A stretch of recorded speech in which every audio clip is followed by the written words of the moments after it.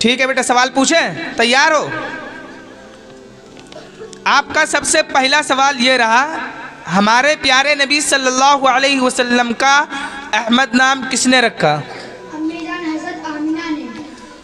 5 بڑے نبیوں کے نام بتائیں۔ حضرت نوح علیہ السلام، حضرت ابراہیم علیہ السلام، حضرت عیسیٰ علیہ السلام، حضرت موسیٰ علیہ السلام، حضرت محمد صلی اللہ علیہ وسلم۔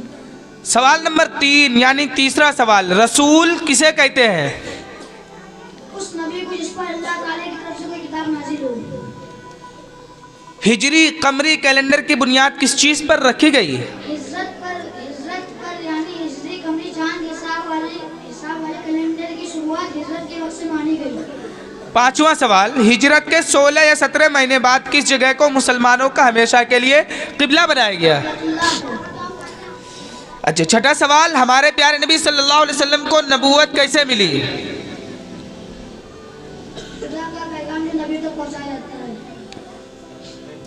ہمارے پیارے نبی صلی اللہ علیہ وسلم کا خاندان کا نام کیا ہے؟ قریش قبیلے کا ایک خاندان بنو ہاشم۔